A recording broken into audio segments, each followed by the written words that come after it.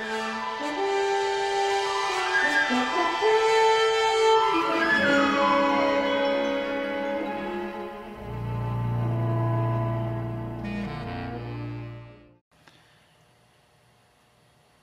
guys, Captain Foley here. I am live on the Adventures of the Seventh Fleet site, talking to you guys, doing your Q&As.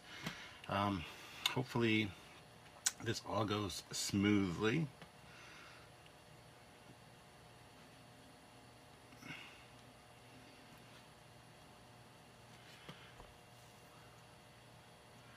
So I'll just make sure that everything's good here on my end. So you're probably seeing everything backwards because Facebook tends to mirror things. So I'm just going to wait a minute or two till more people get here and whatnot. So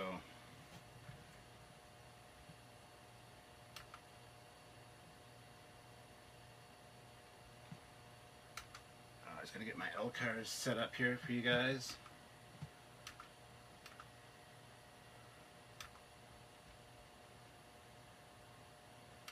Don't know why I decided to do this now.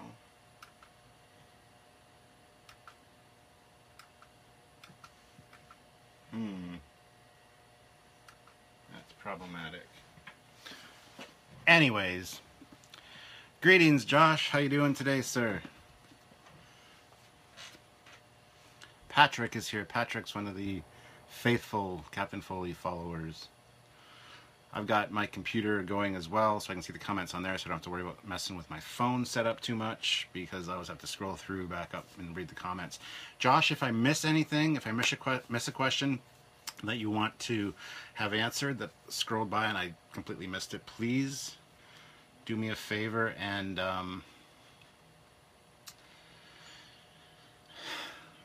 resend it. So that I can see it, because I might miss them because they do scroll by, and once I'm answering I might not be paying attention. So, but I apologize for the mirrored look. Facebook tends to do that and it's a real annoyance. So alright,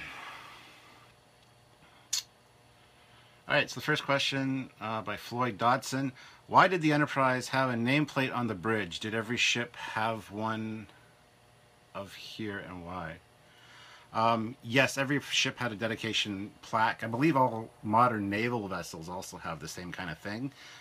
So that would be why, just to usually gives you the information like where it was constructed, the class name, the ship name, and some of the major people. I mean, in TNG they really expanded it to really include everybody. Like, it had head of Starfleet's Gene Roddenberry, and all the designers and everything were listed on the plaques.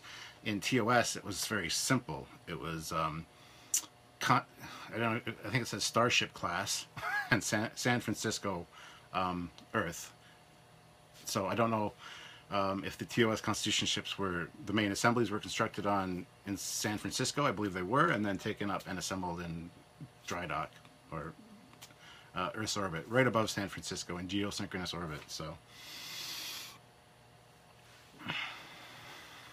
it's very distracting having me here, because it's lag. There's lag between this one and this one, so I see myself moving over here, but that's okay. At least I can see all the questions and comments. Hello, Jack. Jack is here. Truby's here. A bunch of the faithful Trekyards followers are here, which is good. I just gotta do something here, guys. Hold on. I apologize. This thing was working perfectly all day until right before I need to go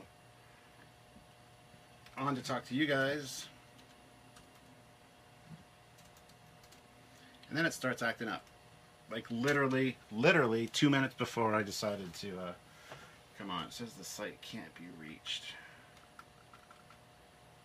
Wow, that's messed up.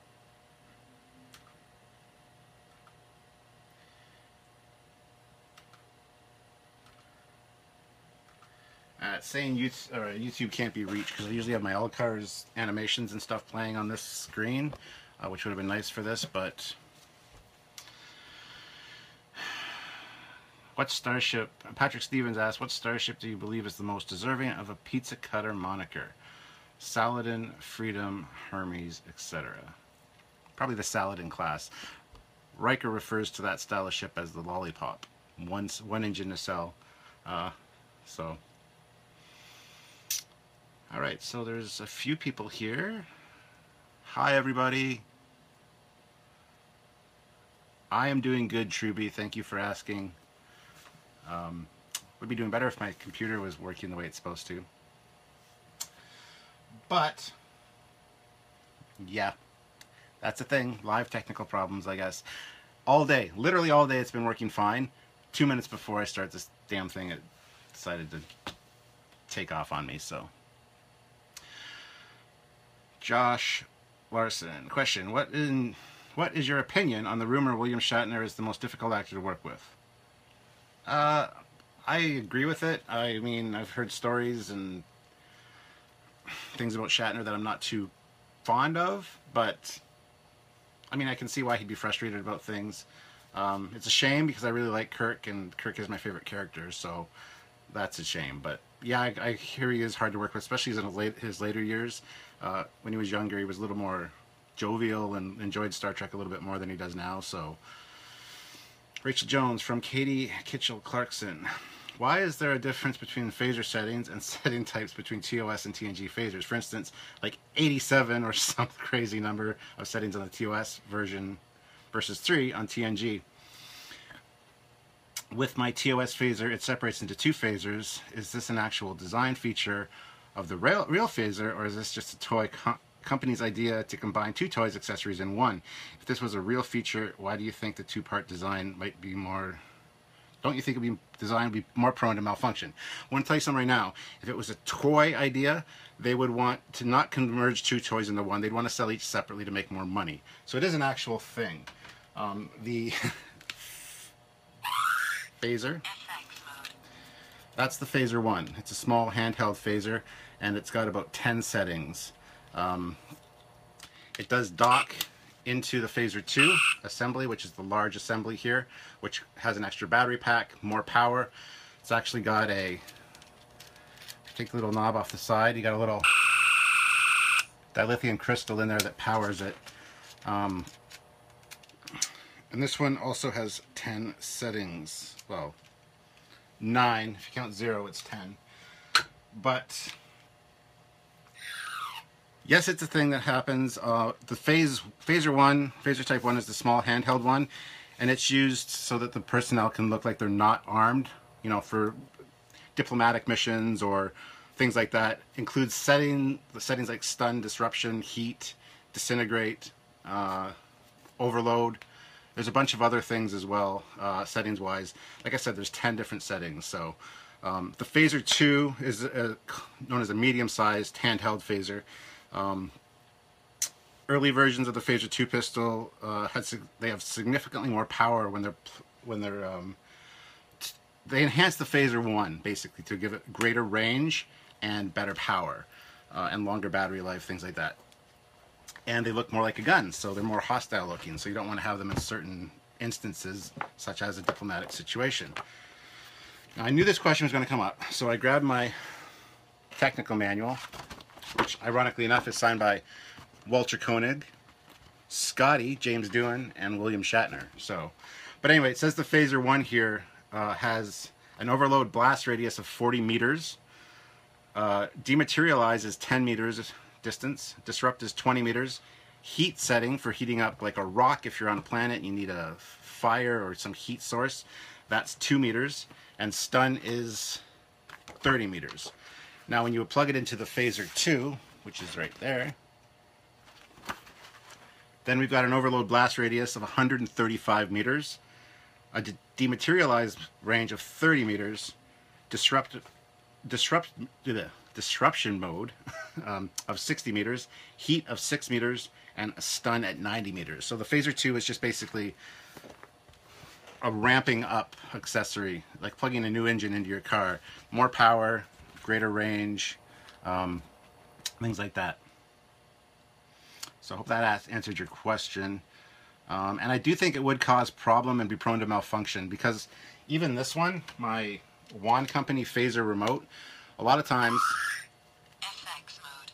when you take the phaser 1 out, I mean, it fires on its own,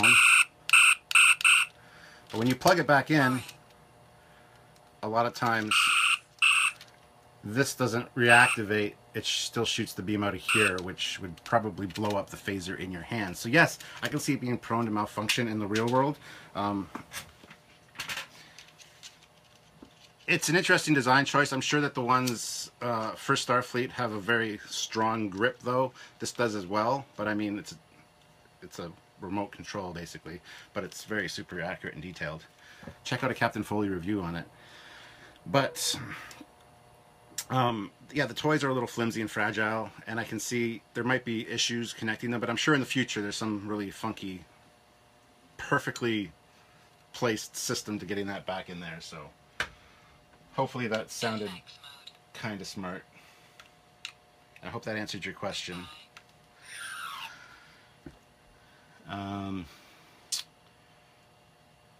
Love the Voyager LCARs. Well, yeah, it's just a picture. I don't know if the LCAR's running because, as I said when I started, the computer, literally 2 minutes before I started this live stream, screwed up on me. I wonder what the 29th century version of Discovery would look like. Well, Patrick, we don't even know what the current era is going to look like. I kind of do because I've kind of seen the final renders of it. Or I've seen the progression to where they are now, and it's definitely changed a lot since the alpha version that we saw in the promos. So, Truby, what is your top 3 Klingon ships? Mine's the Bird of Prey, Vorcha, then D7, Katinga. I would say the D7 and Katinga are probably my number 1. Number 2 would be the Bird of Prey. I think that's pretty cool, except for I don't like John Eve's retro design for Enterprise. I've actually told him as much. Number 3, I'd probably go with something like from Starfleet Battles, like the Klingon B-10, which has like 4 warp nacelles, something like that. I don't know. Chris, the Trek collector, is here. Chris Judge. Love the Wand Company phaser and communicator. Yeah, they're absolutely brilliant. They're a fantastically designed, awesome equipment. Have you ever heard of a phaser grenade? It combines 2 or 3 phaser sets set to overload, then you throw it as a powerful grenade. Yes. They actually, in TOS, they actually do have photonic grenades as well. So that's a thing. Keith, is that different from the photon grenade? There you go. He just mentioned it. I believe it is, yes. It's more of a makeshift, kind of off-the-cuff weapon.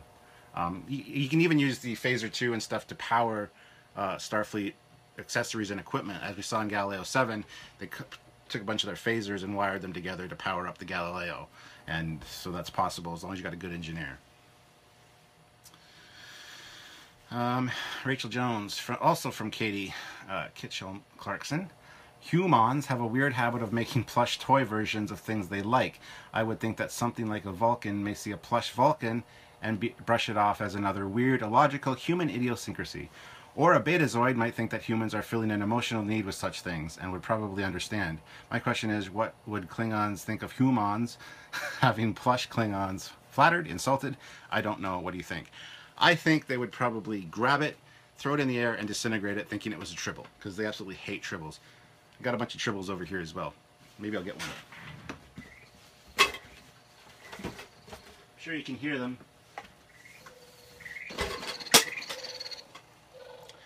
Here's 2 of my tribbles. Got about 7 of them. That's the one that doesn't like Klingons. And this is the nice one. This one can be set to be bitchy too, but...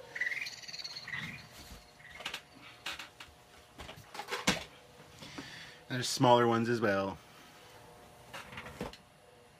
I also have a pink one from the animated series, because the tribbles there were pink because the guy that colored them was colorblind and picked the wrong color. So yeah, I think the Klingons would be very confused and probably insulted, you know, making something a little fluffy and plushy like a tribble that they absolutely hate. So, Jay Baker, can you tell me something about the Enterprise B that's not common knowledge? In canon, or like in universe, or in real life? I can tell you that when they went to get the dry dock out of storage from the motion picture for Generations, which the Enterprise B was in, so it's kind of related, they got the crate out of storage and opened it up, and the thing was just shattered into pieces. So they had to reconstruct it. John Eves told us that story. Something that's not common knowledge about the Enterprise B. Not really. I like it better than the Excelsior, if that is something. Josh Larson, great answer. Which one, Josh? Katie, I'm glad you like the answer. That's good. Aaron, what Starship Designer program do you recommend? I don't know of any Starship Design programs. There used to be a game called Starship Designer, which was absolutely atrociously awful. I mean, you got to build some interesting little ships, but the game itself was crap. The graphics were awful. The missions were stupid. It was just awful. I have it, but... adorbs. Yes. So they'd treat a plush Klingon like River Song treats 11's Fez. Yes, pretty much. Pretty much. Speaking of Fezes, I should wear my captain's hat, even though it looks awful on me. This is given to me by a good friend of mine, Noel Villard. He made this, and he was wearing it in Vegas when I first met him at the Vegas 2013 Star Trek convention. It's actually where me and my wife got married. Not at the convention and not a Star Trek wedding, anything silly like that. We got married in a helicopter above the strip at night, but that's another story. But anyway, I met Noel. He was wearing this, and he had a nice bomber jacket done up in Federation style. And then 2 or 3 years ago, he came and visited, and he knew how much I liked the hat, so he had made a new one for himself, so he gave me his old one. So there's a Captain Foley Starfleet hat there, see? So I hardly wear this because it's kind of uncomfortable on the forehead, but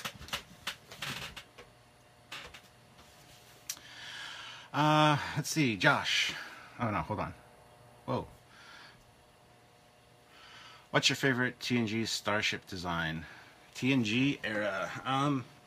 Probably Sovereign class. I don't know if you count that as TNG era or movie era after the fact. I love the Sovereign. I love the Galaxy class is nice too. Like really, those are loaded questions because there's so many different ones in universe, like side canon, actual canon, fan created canon, that if I saw another one, I'd be like, oh yeah, no, actually that one's my favorite, but I don't have them in front of me, so it's kind of a loaded question. Josh Larson, what is your favorite Star Trek book or book series? Well, my favorite books in general are the technical manuals. I've got a whole whack of them over here, which I use for Trekyards research.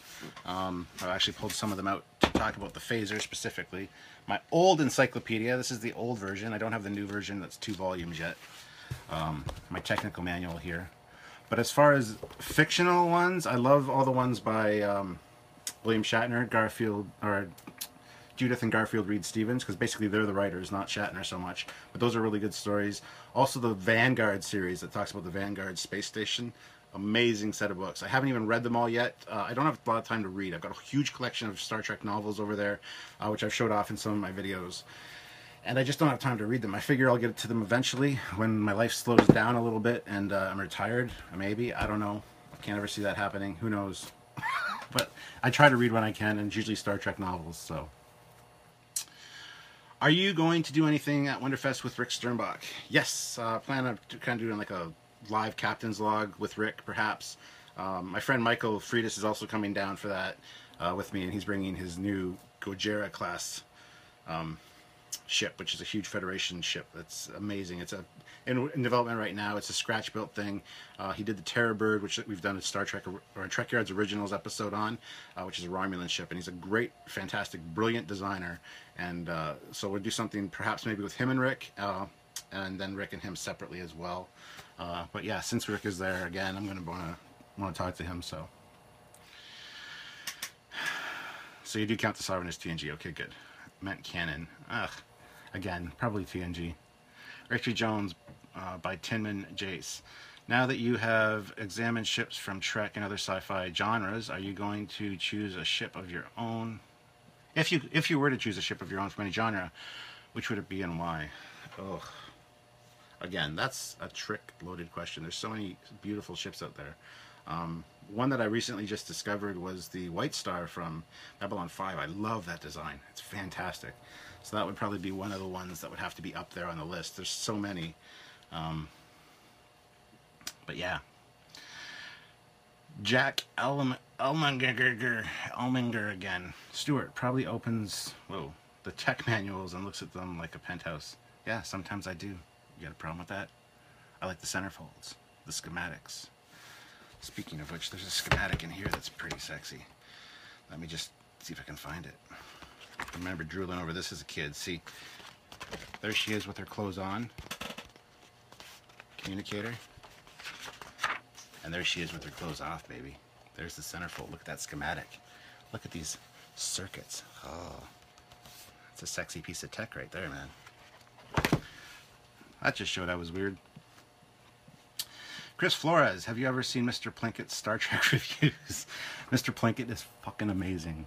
Yes. Oh, pardon the language. Sorry. I sometimes swear in my live videos, and I apologize. Yes, Mr. Plinkett's amazing. I love his stuff. So he's funny, he's amazing, but I really apologize for the swearing, guys. 7th Fleet, don't hate me. Don't come after me. Christopher Flores, P.S. Loved White Stars. They're going to know it's him. That's the idea. Rachel Jones, by Chris Newell. How'd you get started in Trekyards? Where'd you get the idea, etc.? And what do you think about the 7th Fleet? Are you enjoying yourself? 7th Fleet is fantastic. You guys have been great. You treat me amazingly, which I love. And yes, you got some really great people, some really funny live streams. You know what I'm talking about. And yeah, I think it's a great thing. More people need to join. I will definitely support you guys on Trekyards and whatnot. So, how did I get started in Trekyards? Well, I had started my YouTube channel because I build models and things. I mean, I could show you the setup over here. I build models and such, and I wanted to kind of share my model making knowledge with people, so I started a YouTube channel and you know, built models, showed techniques, things like that. Then I started moving into movie reviews. I'd do movie reviews for Star Trek movies and things like that. And Samuel actually was watching my Star Trek 2 review when he was doing some editing, because he had just gone to university for it. And he messaged me. He made me a little video for my channel. It said Captain Foley, and it had a TOS shuttle flying through the name, and then a Constitution class flyby and going to warp. And he sent me that because I had said it was my birthday in one of my videos. And so he was watching my Star Trek 2 video, learned a few things that he didn't know, and he thought he had known quite a bit.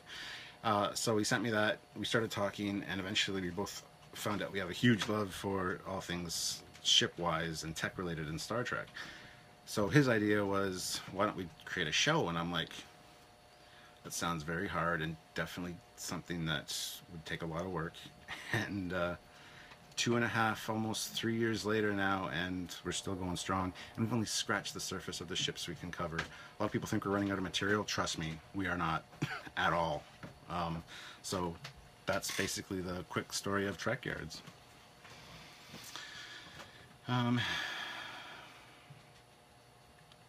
Nothing wrong with that. I love the White Star too. Cursing is allowed in the 7th Fleet, Stuart, so no worries. I just hope Facebook doesn't freak out on me, or you have any young viewers that, you know, what do they say? Don't meet your heroes. Thank God I'm nobody's hero. Rachel Jones, how do you feel about the theory that a transporter would basically be killing the transportee and replicating or cloning them at their destination? You obviously have not watched our Treknology episode on the transporters, because I talk about that in that. It's a moral dilemma, and for me it actually is a concern. Because yeah, you are basically being disassembled, and then the first beam is basically you're dead. Everyone else after that, it brings up the whole question, what if you had a soul, does your soul go with you? It opens up a whole can of worms that I think it would be problematic at best when that technology comes about, and I think a lot of people would be resistant to it for a very, very, very long time. But it's a question you can't really answer. I don't know how you can't, even the technology wise, even after safe transport and stuff, they still couldn't say for a fact that it didn't cause you any harm, or that you didn't die, or somebody isn't missing. Especially when you come out being old age and they use your transporter pattern to make you young again, that opens up a whole other can of worms on top of that. So yeah, it's interesting. Hopefully that answers your question. Truby, your live captain's log with Rick are doing that Friday, Saturday, or Sunday, and can I be there to watch in person off camera? I have no idea when it will be. I haven't talked to Rick about it. It'll probably be just on the fly thing, probably on the floor of the convention. Maybe, I don't know. But yeah, Truby, I'll be talking to you when we're there, and we can definitely arrange when it's going to be and stuff so that you can join in and watch. Joe Torres, I've been bouncing in and out, but what's up? Not much. Joe's one of our Trekyards admins, so welcome, Joe. Tinman Jace, because besides Kirk, which captain is your favorite? Cisco. Hands down, Cisco. He is a badass, and I absolutely love the way he deals with his staff and his enemies alike. He's somebody I wouldn't want to piss off, that's for sure. As we know, the Defiant can only use the cloaking device in the Gamma Quadrant under certain restrictions, and the Romulans have to be notified each time they use it. They break that multiple times in Federation space, in the Alpha Quadrant, so he's a badass. I love Cisco. It would have to be Archer after that, I would think. Picard's the, the amazing, awesome captain, but Archer's the man. Janeway, I like Janeway very much. She takes care of her crew. She loves her crew like a family. And she's just, her voice really bothers me. She sounds like a munchkin. So that answers this. I just ranked the captains there. There you go. And of course, Captain Foley is obviously the best. So that's a fact. All right. Sorry, my wife's just back in the background making faces at me. Chris is here, the Trek Collector. Should the Wand Company do a TOS tricorder, and would you buy it? I've been saying this since the day they released the phaser, that yes, they need a tricorder, and yes, I would buy it. And it should be a portable hard drive of some sort. I think that would be fantastic use of a tricorder body, and have a little screen so you can actually watch little videos, video files on it. I think that'd be amazing. The discs could be USB sticks even that slide in, and when they, when they're in there, they look like discs. So I think that would be excellent. And yes, the Wand Company needs to do it 100%. They should have a built-in screensaver too, so that you can just have a tricorder thing running and different screens that pop up. I agree with Cisco as far as a war captain. Yeah, screw Kirk. How many ships of the Foley class do you think were made? Probably maximum 5. It was kind of an experimental prototype. I don't even know if they all got finished. I haven't really finished the story on those, but they're a damn cool ship, right? I'm just saying. Agreed. Thank you. Wow, that's a great idea for a tricorder. I know, right? Wand Company needs to talk to me. Josh Larson, I greatly enjoy Enterprise series. Now that you've seen most of the series, what do you think about the series? Why do you think the series didn't do well on TV? I can tell you why the series didn't do well on TV, because of people like me. I started watching the show, and then they started screwing with my established canon, as in like mentioned in TOS or the movies or whatever, even TNG stuff. And so once they got into the Temporal Cold War and all that shenanigans, I thought they'd kind of fix the whole, why things don't make sense canon-wise, but they never really finished that. They didn't do it justice, in my opinion. Then they went on to the war with the Xindi, which was just stupid. You've got all the established races like the Gorn, the Tholians, the Kzinti, the Lyrans, the Hydrans, the Interstellar Concordium. Whole bunch of different races from Starfleet Battles, facet, and side canon that they could have used and should have incorporated. But no, they went and made a whole new species. I think it was just ridiculous, and that's where I dropped out, was season 3. I didn't watch it. And it's people like me that weren't watching the show that made it go off the air, unfortunately. Since then, I have rewatched it. I do have a new appreciation for it, and I feel bad about not liking it initially, but it's just the way it is. So, okay, I'll see you in a bit. I'll be done with these people soon. Say hi to Sylvia, everyone. Come here and say hi. Ha ha ha, you got suckered in. This is my wife, Sylvia, and she's a bigger Trekkie than I am as far as TNG goes, Voyager, Deep Space Nine. She can name an episode like within 5 seconds of it. I got you into Deep Space Nine. Well, no, I always hated Deep Space Nine. I'd seen them, but she made me watch the whole thing, and now Deep Space Nine is my favorite series. But anyway, bye, Sylvia. Nice. Love you. Bye. Love you too. Okay. All right. Truby, Rick's Voyager with fins would have been a great great, especially with the sensor pod. Would have been great, especially if you could separate and act like a secondary ship. I agree. I think the Finn version of that ship, the early designs of Voyager, are superior to the final Voyager. Although I do like the Intrepid class; it's a nice little ship. But I think the original one is more to my liking. Don't worry about the typos, Josh. How would you have redone Enterprise? I would have followed established canon. That's what I would have done. They probably would have been in a Daedalus class ship. The NX wouldn't have existed. The Romulans in that era did not have warp. They didn't have warp until after the alliance with the treaty with the Klingons initially, which was year 2, 2267 is when the treaty was.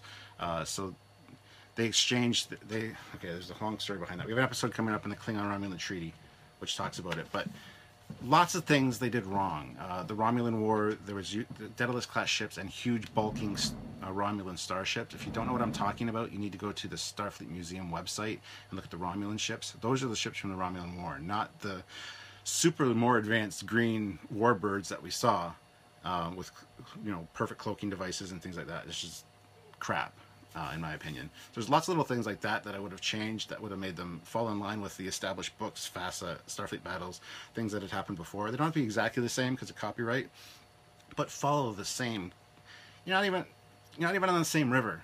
Follow the same river of continuity at least. These guys are on they're like in swimming pools way over on the other side of town. They're not even in the same river. That's what I would have changed with Enterprise. Chris, do you think the Romulans should have had cloaking tech in Enterprise? No. No, they shouldn't have, because the one we see in Balance of Terror was testing their new cloaking device, which they had kind of been quiet since the Romulan War. They were developing this cloaking device. They started testing it on the outposts, and so yeah, that was their first cloaking device. Then they started developing a better cloak. That's why but they didn't have ships that could generate the power because they didn't have warp drive at the time. That's why it was such a slow-moving ship, and that's why, it didn't penetrate far into Federation space. They didn't have warp drive, so they needed a more advanced ship, which the new Klingon D7s had the perfect power systems for that.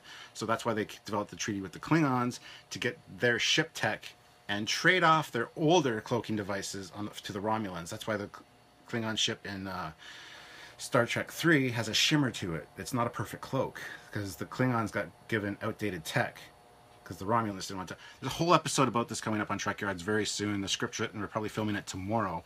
It'll probably be out within the next month or so on the treaty of the Klingon Romulan thing. So I'm getting a whole side note, guys. So I apologize, but a lot of little changes to Enterprise, and yeah, the cloaking device is definitely one of them, Chris. So, Christopher Flores, Enterprise screwed with canon? ? Can you give a couple examples? And hey, you must hate Abrams then. Yes, I do. But there's just so many. The first. There's so many things in Enterprise that are wrong.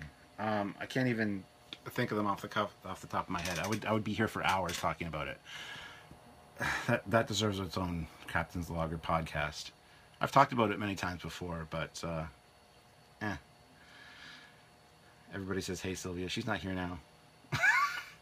Hi, Sylvia. She's outside. It's a nice day, so.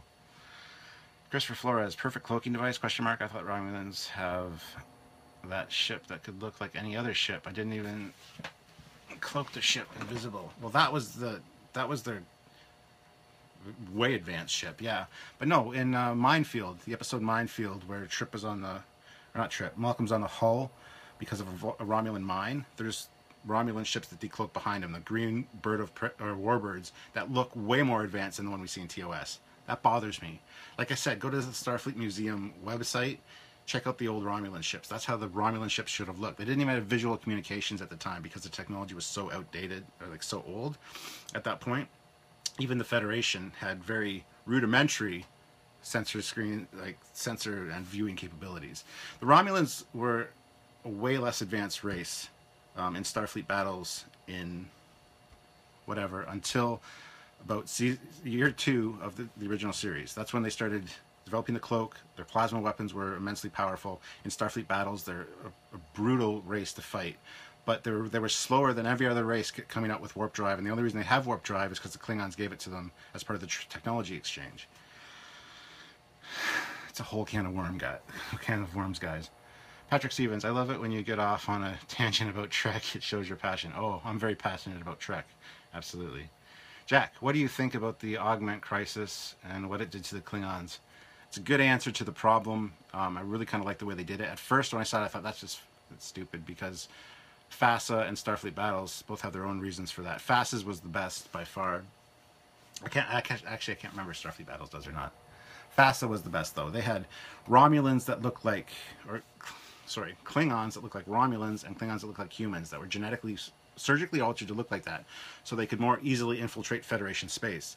So the Imperial Klingons, the ones that stayed at the heart of Kronos, looked like regular Klingons, but the ones that were out going into Federation space, patrolling the border, dealing with the humans, in order to keep what the race looked like, and a lot of things about the Klingons secret, they genetically altered surgically altered their crews to look human.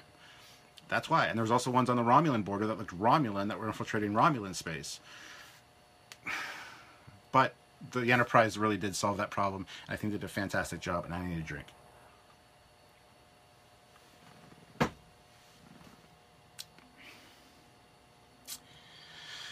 All right, Truby, do you know that one of the theories why the Romulans went away after the original series movies was because they had to fight off the Borg? It is an old one.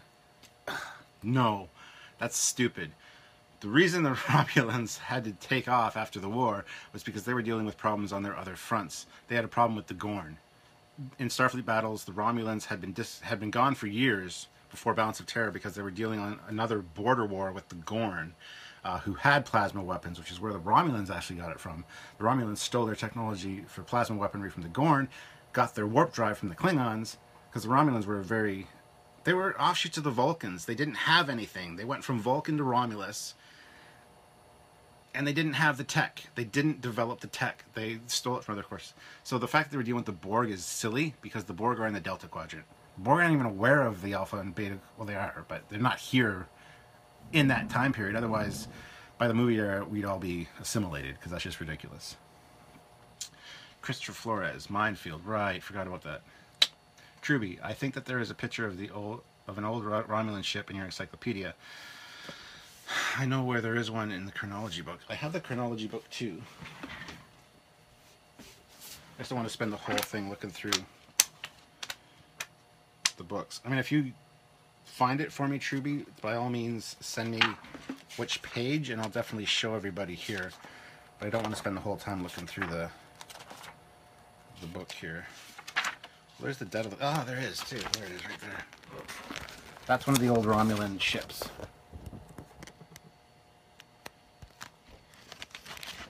That's talking all about the Romulan War. Comes up with the treaty for the Romulan neutral zone. And then, of course, those were the ships that were fighting those ships. On the Federation side, those are the Daedalus class. So there you go. Thank you, Truby. I love the deep... Christopher Flores says, I love the Deep Space Nine troubles and tribulations. What did you think of it? I thought it was fantastic. I'm not even a big fan of the original series. Well, I'm a huge fan of the original series. I loved it. It's one of the only Deep Space Nine episodes I actually liked originally. Like I said, now Deep Space Nine is my favorite series, so I thought it was fantastically well done. And yeah, pretty much perfect. There's a few little things that should have changed. And when they remastered Trouble with Tribbles, they should have included like Cisco or somebody in a corridor, just as a little Easter egg kind of bonus. I think that would have been fantastic. Josh Larson, I said Larson, why is TAS called non-canon when it did appear on TV? That's a good question. It had all those same actors, same writers. Gene Roddenberry was involved. Had DC Fontana writing a lot of the episodes, a lot of the original writers writing episodes. I don't know. I always considered it canon.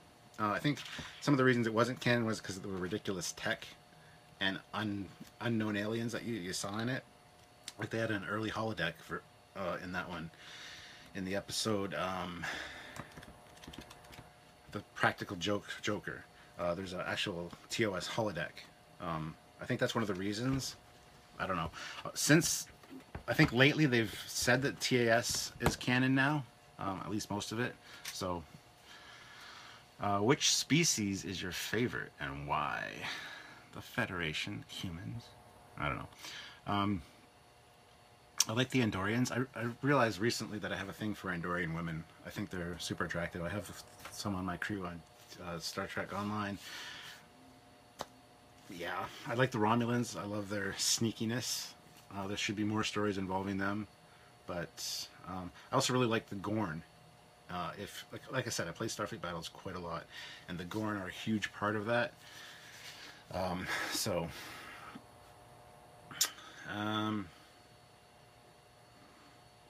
Just trying to think. Yeah, I don't know what else to say. We're running out of questions here, guys. It's not good. It's got like 20 minutes or so. I'm very surprised you don't have the new encyclopedia. If you ever want me to look up something for you and send a pic. The new books are incredible. Well, I just don't have the cash. It's kind of expensive. I did talk to Michael and Denise Okuda and asked them for a copy. They told me to contact their press person. I contacted her. She sent me a digital version. I've got a digital version of it on the computer before it was released, but it's got watermarks of her name on every page, so it's atrocious to read. I want the hard copies. Eventually I'll get them. Somebody will give them to me as a gift for Christmas or something, the wife or something, but I don't have them right now. They take up a lot of room too, so. But yeah, they'd really help out Trekyards for sure. Robert Scott Whitlock, if you have seen it, what are your thoughts on the Frontier class that almost became the Enterprise F, or do you prefer the Odyssey class F appeared in the Ships of the Line calendar? Well, we've already talked to Adam Isle, who developed the Odyssey class. He said himself that, I'm not sure if it's the Frontier class, should have won. And I think there was a big hubbub about that at the time. Adam actually got a lot of death threats that he did win. I don't think I'm familiar with the Odyssey or the Frontier class. Let me just take a quick look here so I can talk about it.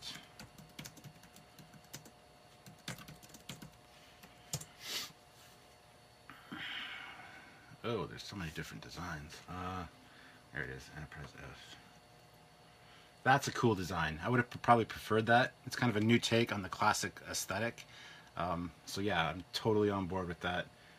That's a cool looking ship. We'll be talking about that on Trekyards at some point, I'm sure. Absolutely. Patrick Stevens, Captain Foley, you have given me reason to make my own headcanon, and therefore make headcanon for my other favorite sci-fi series. Thank you. No problem. That's what I like about Star Trek. The fact there's so much information out there. You can kind of pick and choose as to what your reality is, what your headcanon is. I want to see if this works now. Hold on. Buy you guys a minute or two to see if you can come up with more ideas for me to talk about. So I'd like to get the L cars going back here. Why does it keep doing this? Ugh, I'm gonna restart. Sorry guys, don't hate me. Restart. Okay.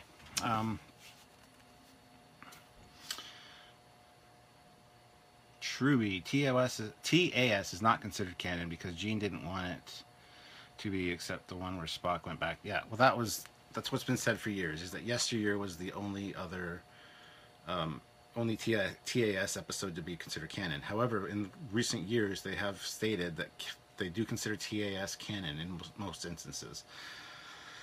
Even the changes to the TOS bridge, I think, are something that were kind of a step towards the TO, or the Phase 2 look. 2 turbo lifts. There's one actually in the front of the bridge on the animated series, right beside the view screen. And then, of course, in the movies, they put 2 at the back. So it kind of makes sense. But yeah, for a long time, only Yesteryear was considered canon that involves Spock. And I think Gene was kind of an idiot at times. Don't get me wrong. I love Gene Roddenberry. He created an awesome thing. But it's when he got out of TNG that it got really good. He didn't have any control over Star Trek II. He didn't want Star Trek II to be made the way it was because Starfleet's not a military organization. Once you remove... If you have something created in your mind that's all you, only you, and here's a perfect example of this. George Lucas, the prequels. Those were written by him, directed by him. They're all his vision. The original ones were written by him. The scripts were altered by other writers. They were each directed by a different person. Star Wars was the only one directed by him out of the original trilogy. When somebody has their own head and their own creation, it's limiting, and I think that was the problem with Gene. Even the first couple seasons of TNG, you really see a lack of oomph and chutzpah. I'm sure it's not his complete vision, what other people came up with later, but season 3 is when it hit its stride, once Gene got the back seat, and Star Trek 2, same thing. So we don't consider what Gene says to be necessarily the truth. Like the pairs rule for warp engines pisses me off to no end. I love the 3 nacelle designs. I love the single nacelle designs. Gene had no problem with there being 3 and single nacelle designs when Franz Joseph did them initially. He actually worked with Gene Roddenberry on that. Then once the movie came around, Gene says, oh, there's a pairs rule. They have to work in pairs. Everything that Franz Joseph did is don't even consider it. So now people like Andrew Probert, the pairs rule is rule 1. It's God rule. You can't get around it. There are no 3 nacelle designs. We got an episode talking about starship design rules with Andrew Probert where we talk about that. We come up with ways that there could be 3 nacelle designs and single nacelle designs. So I apologize for the lack of awesomeness going on back here. As anyone that watches Trekyards know, or Captain's Logs, there's always really cool L cars in the backgrounds. But I'm going to get this thing up and running again for you guys. I don't know why it quit right before K2SO. So, anyway, we're getting off track here. Now there's a bunch of questions. That's good. Okay. You're a captain, but we haven't seen your ship, so why aren't you an admiral yet? Well, my ship is the USS Executioner. I know it's not a Starfleet name, but it is, because I said so. And it's in Star Trek Online. It's a TOS Constitution class ship. It's a surgical strike cruiser designed for specific missions. But anyway, that's my ship. So why aren't you an admiral yet? I am an admiral in the Mirror Universe. In the Mirror Universe, I have a eye patch with the Mirror Universe symbol on it. And of course, my dagger. So I'm an admiral in the Mirror Universe. I don't want to be an admiral in the Prime Universe. I want to be a captain out there on the frontier. You know, don't let them take you off the bridge of that ship, because while you're there, you can make a difference. So I've refused the admiralty once, I guess, is what you could say. Sure, why not? Jay Baker, do all the Enterprise ships have the ability to separate, and what other Federation class ships can do that? Most of them do, especially in, like, we've done episodes on ship separation as well on Trekyards. So just type in Trekyards on YouTube and saucer separation, and we talk about that. The single engine scout ships like the Saladin class can. The Dreadnoughts definitely can, the Federation class. Yeah, so most of them do have that ability, and even Klingon ships have that ability as well. You have to watch the episode, though. I don't want to talk about the episodes I've already done on here, because you guys can go watch it. I think my computer died, which is not good. Oh, no, we're good. It's starting up again. Do all the Enterprises, though, have stopped? Yes. We even talked to Doug Drexler about the NX-01 possibly being able to separate the engines, like the back boom sections. But he said it could be a thing that he could incorporate in, so.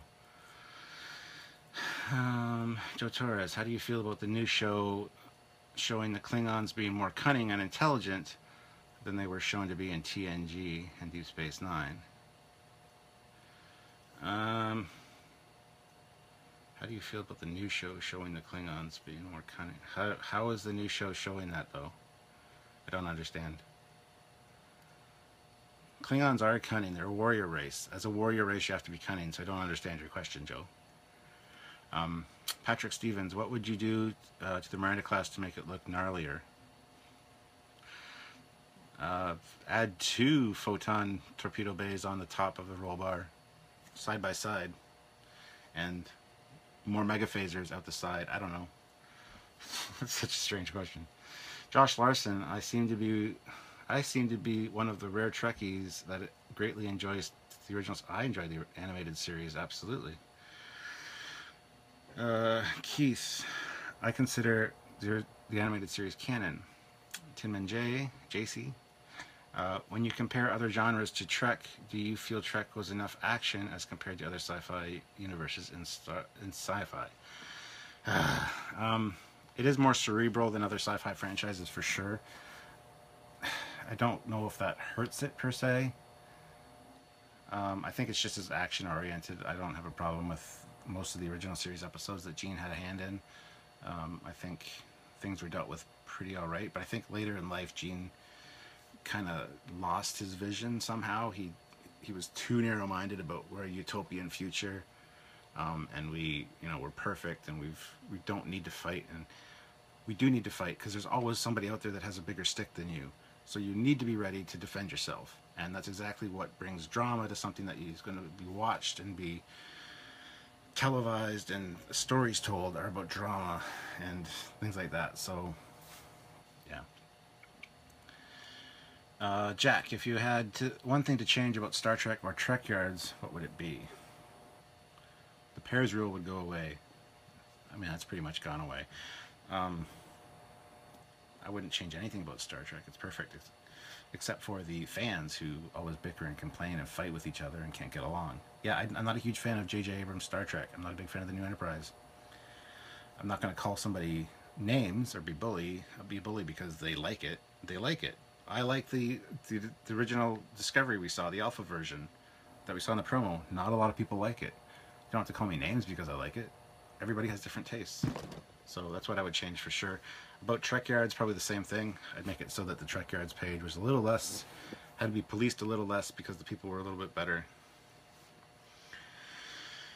Truby, when I see Rick, I have to ask him why no impulse engine on the saucer of the sea. Oh, I think I did ask him that once. I can't remember his answer though. But yeah, it definitely is lacking it up there. I mean, if its saucer separates, it doesn't have an impulse engine unless the whole neck goes with it, which is a possibility. But it does have the separation line. Yeah, that's always bugged me too. There's that empty space on the back of the saucer of the Ambassador class. So, Christopher Flores, I wish we could have seen more of what happened after Voyager got home. Yeah, me too. I'd like to see a movie that involves the Voyager crew and going to Deep Space Nine and Cisco coming back, because the whole him becoming one with the Prophets was just stupid. Christopher Flores, I think eventually we'll see a movie combining many of the series that takes place in the future. I'm really hoping so. Now that I'm out of questions... Oh. Scott Whitlock asked a question that you missed. Which question is it? Can you retype it? Or I'll go back and look. I can't see it.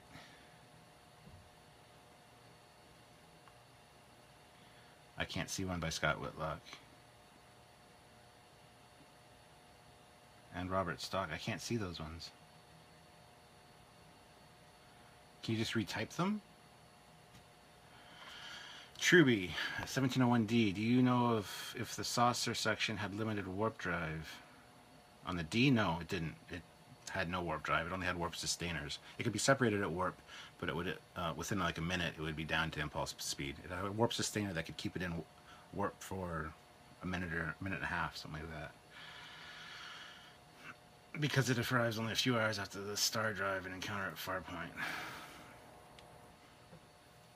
Television script writing.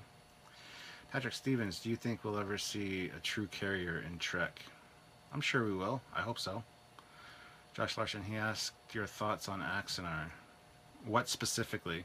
I really want to see Axanar. I thought it was really well done. Alec Peters, from all the interactions I've had with him, is a great guy.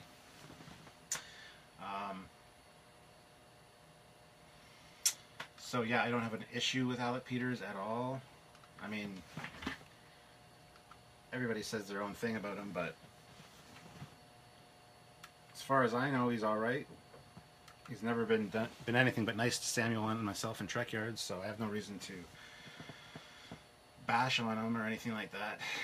Okay, here we go. Now it's working. Sorry this wasn't running the whole time, guys. I always have LCARs running when I do my captain's logs and stuff. The Axonar studios are moving, or Industry Studios as it's called now, is moving to Atlanta. So they're going to be filming there, and I'm looking forward to it. I'm really looking forward to it. When we were down in LA, we saw a lot of the footage that, ship footage that was done by Tobias Richter, the battle scenes and stuff like that, and it's great. You see ships doing stuff that you do in Starfleet battles. You see deflector dishes doing what they do. They're in an asteroid field in one, and you see the little particles of asteroid being moved out of the way with this little blue shimmer. Like it's amazing. So I'm looking forward to seeing all that really cool stuff. Kill it. Oh, snap. Interesting. Having technical problems while I'm doing this is interesting. So, okay, just more questions. Jack, if commanded a ship lost in the Delta Quadrant, how would you cope and how would you get your crew home? By any means necessary. I don't know. That's a tough question. That's a really tough question. I'd want to be the good Starfleet captain and, you know, follow the rules and...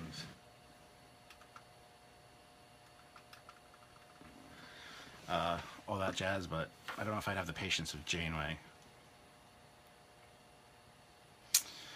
Christopher Flores, have you seen any other battle bridges besides on the D? No. I mean, I might have. Why is angry faces across my screen? Who's angry? Why are you angry? You angry at this? Yeah, I am too. It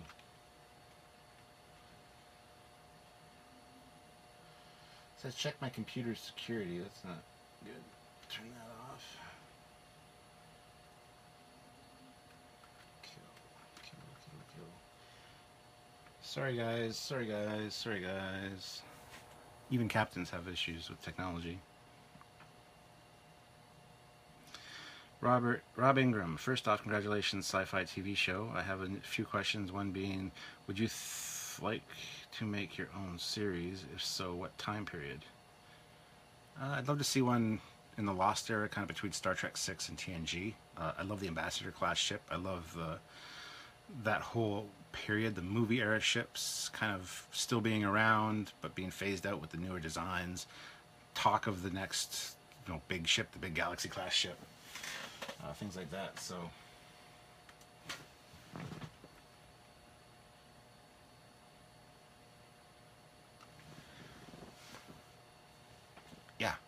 Yeah, the Lost Era, or after Voyager sometime.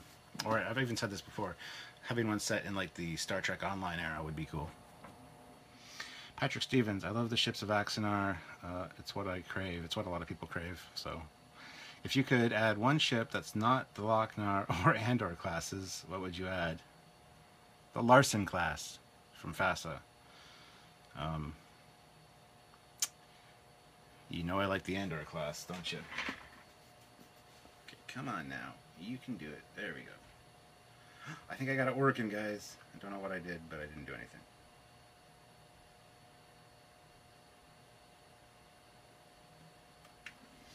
Yeah, I'd probably add the Larson class, which I'll show you what it is. For those that might not know, it's a FASA design, single-engine ship. This one was made by Bill McRae Jr. and sent to me because he knows I'm a fan of this ship. He made it a Mirror Universe one, but there you go. There we go. Now we got LCARs moving back there. Truby Howard, did you cry when the NCC-17 was destroyed in Star Trek 3? I did. I don't know. I was young. I was probably upset, but I don't remember the first time Spock died, and I don't remember the first time the Enterprise died. Christopher Flores, if you had to be stuck in the Delta Quadrant and could choose any ship from any sci-fi series, which would you choose? Assuming the tech can't get me home right away, I'd probably pick like the Galaxy class, just because of the holodecks and the size and the accoutrements and things like that. I think that's a ship that would be comfortable to take a 70-year trip on, because, yeah. John Larson, my wife called Kirk a dumbass after the Enterprise A in Star Trek 3. After the Enterprise got destroyed in Star Trek 3? Because it wasn't the A in Star Trek 3, it was the original. Oh, I forgot to do something. Sorry, guys. Gotta love this live stuff, eh? There we go. Now we're up and running. All right. Tin Man Jace, what is your most emotional moment for Star Trek? For example, the Picard episode where he lives another life. Life as Another Man is one of the best shows ever written for me. Wow, that's a very good question. I need to think about that. There's quite a few kind of emotional ones. That's a really good one, though. Yeah, I can't say off the top of my head. I don't know. Sorry. After the Enterprise A wasn't destroyed. The Enterprise refit was destroyed, and then the Enterprise A replaced it in Star Trek 4. But yes, Kirk was a dumbass for blowing it up. But it had to happen. So. Yeah, the Larson class is, named after you, Josh. Robert Scott Whitlock, what are your thoughts on the older classes, example the Oberth, Miranda, and Excelsior in the later eras like TNG and Deep Space Nine, especially in the Dominion War? Cannon fodder or just badass? A little bit of both. I'm sure during war times you would scramble all the ships you have available. I really wish we would have saw more refit Connies and stuff in there, but that is what it is.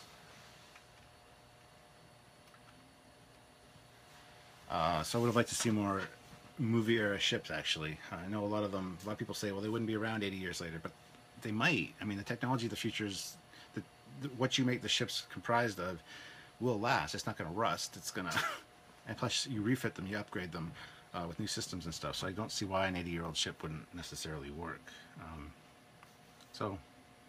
But yeah, a little bit of both badass and cannon fodder. Rob Ingram, where do you see Trekyards in the future? Probably on YouTube.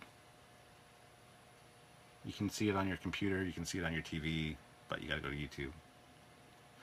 I don't know. I would like to get more special guests and just be more recognized as far as a authority on Trek. I don't know. Be invited to more conventions would be nice. Christopher Flores, one thing I've always wondered is how the control panels in consoles work on Trek. For example, when Picard pulls up an obscure song in Insurrection by pressing 2 buttons, they tell the kid in TNG that an authorization code has to be entered. Remember, he thought he blew up his own ship. The kid can't remember the episode. The kid can't remember the episode name. I don't want to leave this to check. Well, I would think it would be a combination of DNA, fingerprint, but just biometrics in general. I mean, from a touch from a TNG control panel, who's to say that it doesn't know your heart rate, your brainwave activity, everything, so it can identify you as you. As for an authorization code, maybe it's a telepathic link thing. You gotta use 2 buttons, and I don't know. It's a good question. I mean, in Star Trek 2, we get the retina scan. Identify for retina scan. Kirk, Admiral James T. And it scans which is kind of outdated technology now, but there'd be ways. Plus, the sensors and scanners of the ship know where they are at any given moment. So the computer knows that so-and-so's comm badge is there, and the biometrics, him touching the panel, line up with where his comm badge is in the ship. I don't know. That would make sense to me. Josh Larson, a question I've been asked by many 7th Fleet members. Do you read or like any of the stories written in our group? I like them. I've read a few of them. I just don't have a lot of time to read them, unfortunately. I'm very busy, and a lot of times I'll see them, but I just don't have time to read them. I should read them more. Don't hate me. But yes, I do like what I see. You guys are awesome. Robert Scott Whitlock. One of my favorite ships is the Abbey class, a definite badass. I would have loved to see the ship like that in Dominion War. I know she's an older era, but I think it would have definitely handed out some serious punishment. Do you agree? Yeah, I'd say so. That's a pretty kick-ass ship if it's the one I'm thinking of. Let me take a look.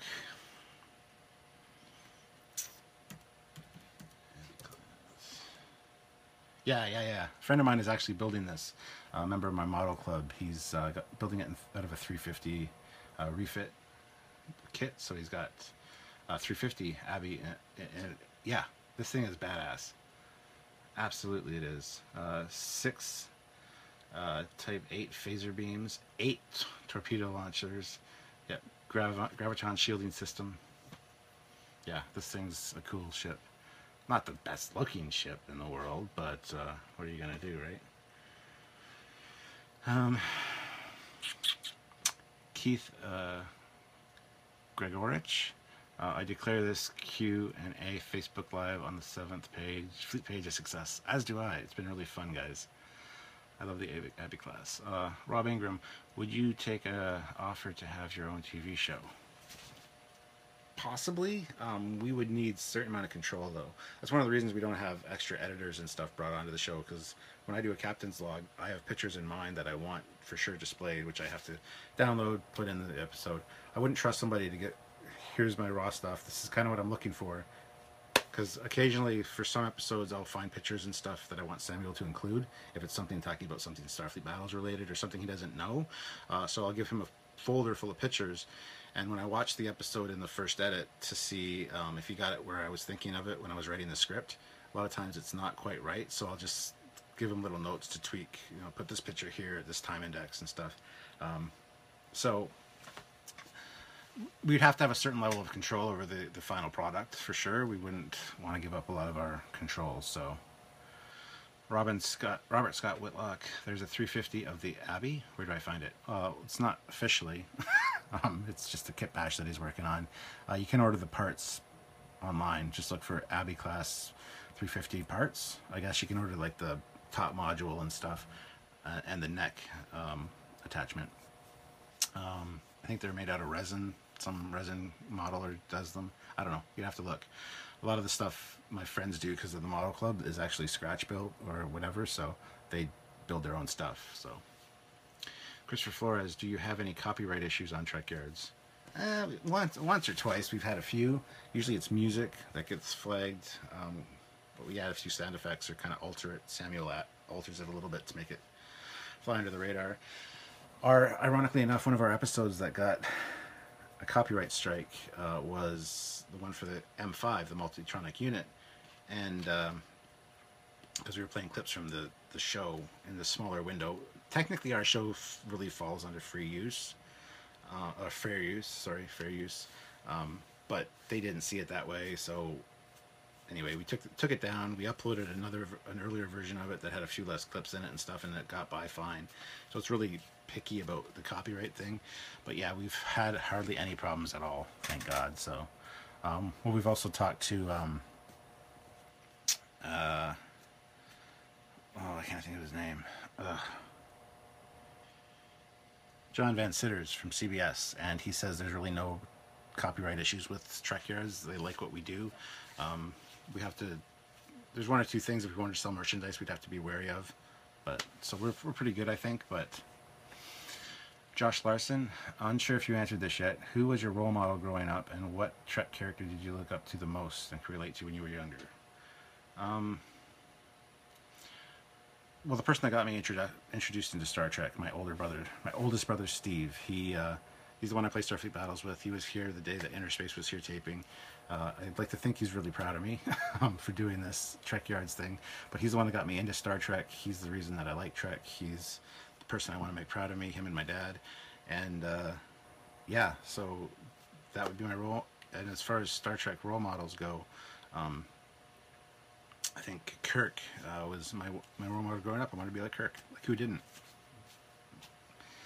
Rob Ingram, you're from Ontario, correct? Yes, I'm from London, Ontario. Well, I was born in Stratford, grew up in Tavistock, and I live in London.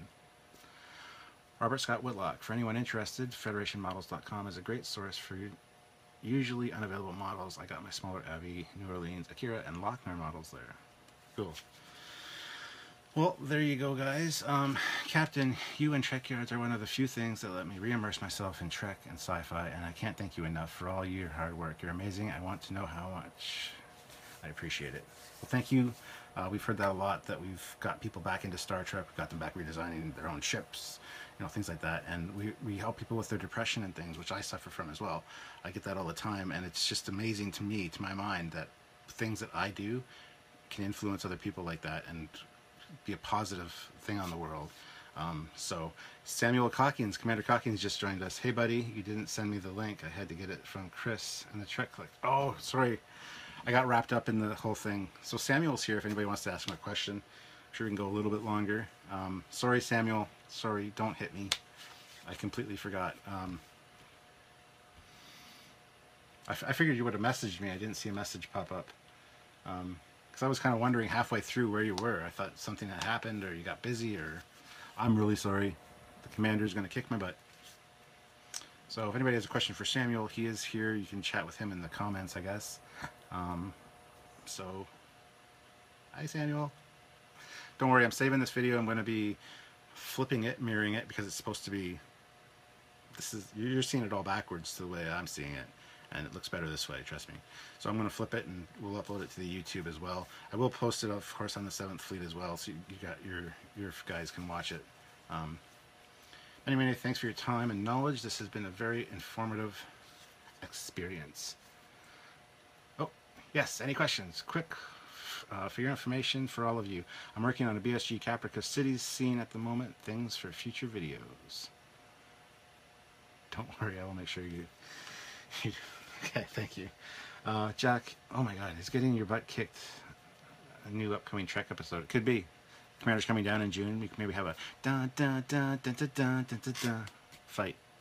Trekyards fight. Hey Samuel, when are you going to show your collection? I'm sure you will at some point. Anyway guys, this has been quite a long one. I'm sorry Samuel that you just got here. Hopefully you watch it back and I haven't let you down too much. Don't hate me, don't hit me. But yeah. Anyway, I think we'll call it a wrap because they wanted me for about an hour. But it's an hour and 10 minutes. I still got to eat supper and things, but Samuel's not answering Truby. I was kind of hoping he would have answered right now. And the L cards isn't working. We'll need to set one of these up again, guys. Samuel is coming down in June. Maybe we can arrange another live with both the commander and myself in June, which would be fun. Don't break up the band. Truby, well, I showed lots of things off from our rifle video. Not too much of it. Just every Eagle Moss ship. Thank you, Samuel. I'm glad you love me still. So grateful. Thank you, Captain Foley. All right, guys. I think that's my cue to get off screen. So thank you guys. It was really fun being here and listening to your questions, and hopefully I answered some of them for you. And I will definitely come back sometime. I'm game for this whenever you guys are. If you want to make it a regular thing, that's fine. And like I said, Samuel's coming down in June. It'd be fun to have him beside me so we can both answer your questions, and got a kind of like a Trekyards live thing going on. This was kind of like a Trekyards episode. You got a lot of tech facts and things stuffed in here, so hopefully you guys enjoyed it. And thank you again for viewing, and thank you to Josh and Timman and the 7th Fleet. You guys are all fantastic. And you ladies that do your, I forget your names, so sorry Katie, but you guys that do the live feeds, you got to notify me next time because I always miss them. I caught one, but you guys are awesome and funny, so yes, Samuel, of course you're fun. Anyways, thank you guys. Head on over to trekyards.com if you haven't, and look up Trekyards on YouTube. And if you think there's a ship that we've done, or if you're not sure, type in Trekyards in the search thing and then the ship name or the topic name, and hopefully we've done an episode on it. If not, send us a request. We'll be looking to doing it for you guys. So anyway, guys, thank you. You have a great evening yourself, and I will talk to you all very soon. Until next time, I'm Captain Foley. Bye-bye.